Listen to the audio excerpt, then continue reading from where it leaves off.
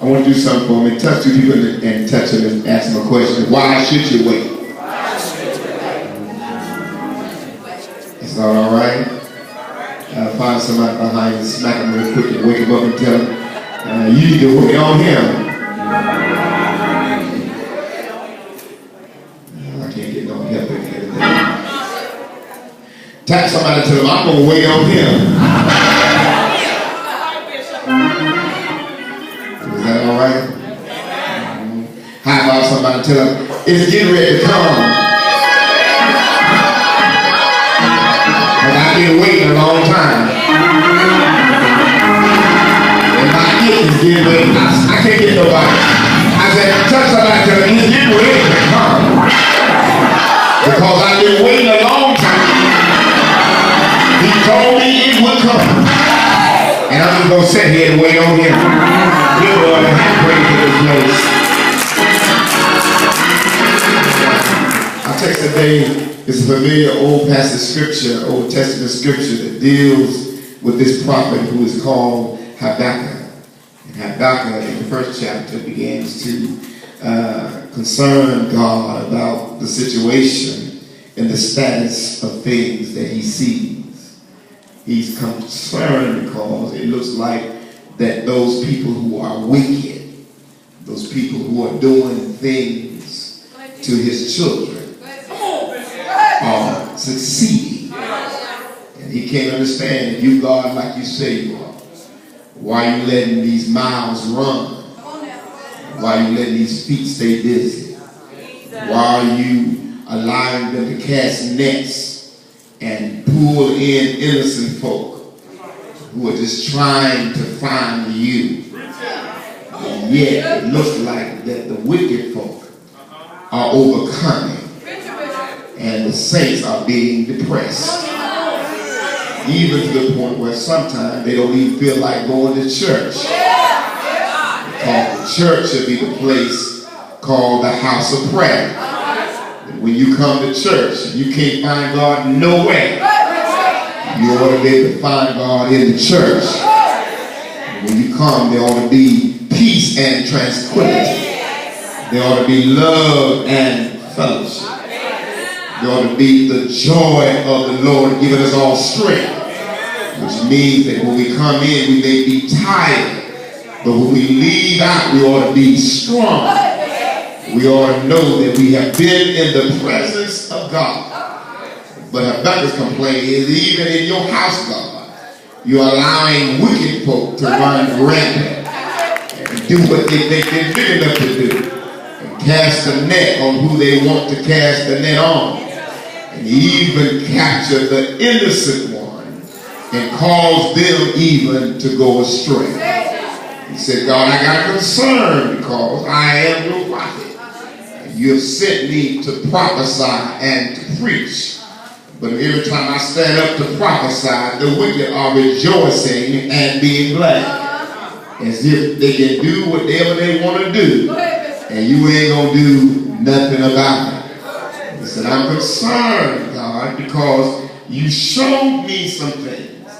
And I have become convinced that what you said, you'll do. And you order one thing, no matter what's going on in your life. If God said, we got to hold on to it. He didn't say we wouldn't get weary, but he said, don't give up. Because in due season we shall receive. But Habakkuk said, God, I am concerned because this stuff is continually going on. And I just want to know, what do you plan to do about it? Have you ever been in a situation when you ask God a question and you're waiting for God to respond and God didn't say a word? I'm talking to somebody. I know you want to look at me because you want your story to be told. But have you ever inquired of God, why is this way and why is that way and why do I have this by now? And why those people who don't even know you are just riding around enjoying life, and here I am stressed, frustrated, going through some stuff. And if it ain't you can't understand why your children are acting the way they act. You trained them up better than that. brought them to church when they were little. They know the word. You just want to know, God, I can't understand how they're going through what they're going through. And you ask God all of those questions, and God does not respond. It's a tough thing, Captain, when you know God, and you're working for God, and you're suffering for God. And then when you talk to God, God doesn't say a word. Can y'all be real with me in here? You just looking at me like all my prayers like I'm saying. God talks to me all the time. The devil is a lie. All your prayers have not been answered. Because some of y'all, if your prayers would have been answered, you wouldn't even be at the church. And you wouldn't even be in the house. Matter of fact, you prayed from the house because you would realize that you don't need the church. But God puts us in this situation because he wants us to do what he made Habakkuk did. He made Habakkuk stand to see. I have to see you, God. He says in the second chapter, he said, I'm going to set myself up on the top. In other words, I'm going to expose myself. I don't want you to miss me. Look at your name and say, I don't want God to miss me. All of y'all sitting up in here today, but somebody ought to say, I don't want God to miss me. Matter of fact, I'm scared to sit next to you because I'm afraid that God may see you and don't see me. I'm telling you, I don't want God to miss me. I want to set myself up on a tower. I want to expose myself to God. Me and my dirty self. Me and my sometimes can't get it right self. Me and my sometimes think wayward self. Me and my sometimes don't want to go to church self. Me and my sometimes fall asleep before I get a prayer for self. Me and myself that sometimes want to pull my shoe and smack somebody in the face. Me and myself that every once in a while cousin almost hurt. I'm going to expose myself to you.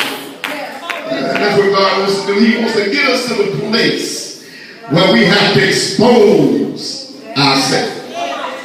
It would be good, Doris, if you come to church and be real.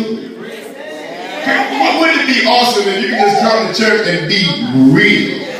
And really, instead of giving a testimony about how good God is, what if you just stand and say, I'm just going through some mess. I'm struggling with this situation. I'm about to lose my control. And if God don't show up in the earth, I'm about to lose my mind. You can't say that in the church because folk won't want to sit with you next Sunday. You can't say that because folk will start inviting you to dinner after church. You can't be real and say, I'm still going through some struggling with some habits that I ain't got rid of yet. And there's some demons still chasing me that ain't dead yet. And some stuff in my flesh that won't get right. And sometimes I feel like I know, and sometimes I don't. Sometimes I want to lose, I want to flip on folk. I can't be real. That's what they say. We have to be real in the house. Because God sees us even though we're sitting in the crowd. And God knows the depths of our heart. I'm at a point in my life when I just want to expose.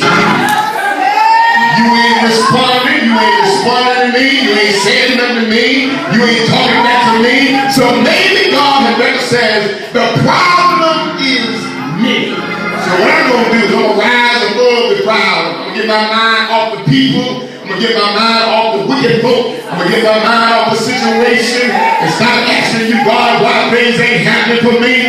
Well, maybe the problem is me. So I'm going to expose myself. I'm going to rise up on a tower and then I'm going to wait to see what you say. I'm going to wait to see what you say. I want to be dealing in the spirit realm. I want to deal in the natural. I want to see some natural stuff.